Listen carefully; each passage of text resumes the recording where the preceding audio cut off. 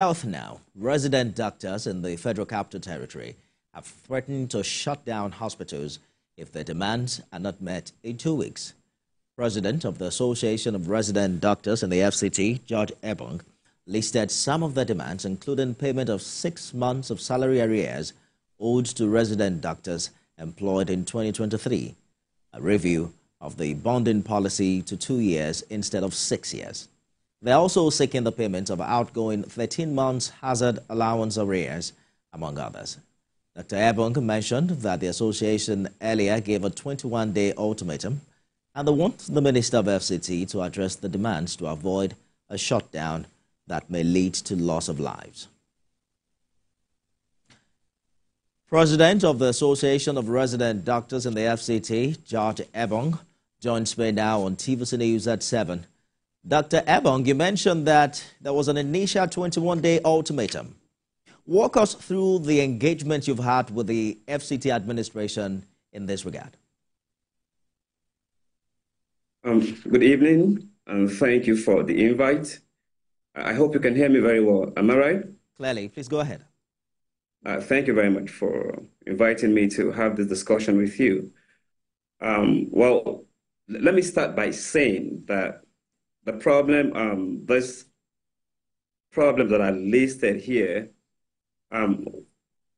were inherited by the FCT minister, okay? It didn't start under his regime, okay? But it's been there for some time, and we've been trying to negotiate with the system. And some of this problem has been as far as 2 years and even 3 years, if not even more.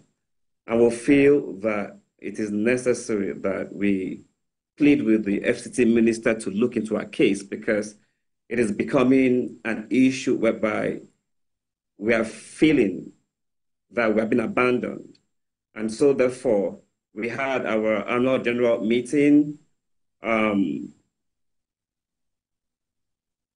from the annual general meeting we had on the 13th of December 2024, and then we gave the FCT minister a 21-day ultimatum to address our issues.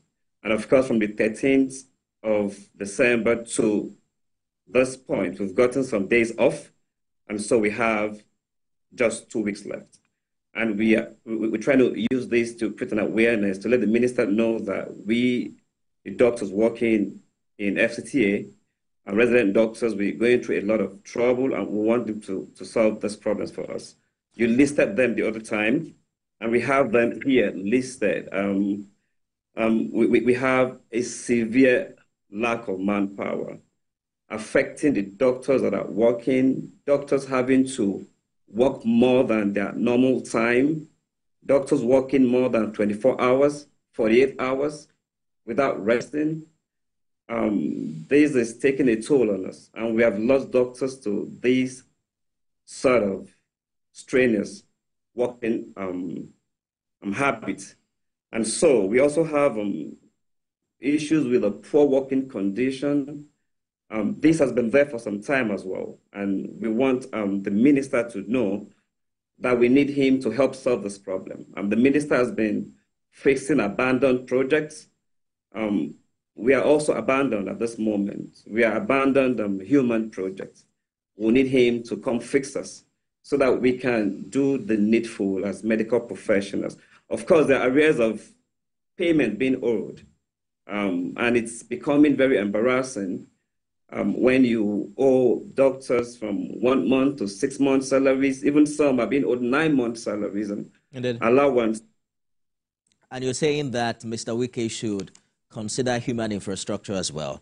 You mentioned earlier that some of these issues, including 6 months of salary arrears, were prior to the current FCT administration. I thought that going on strike is a matter of last resort.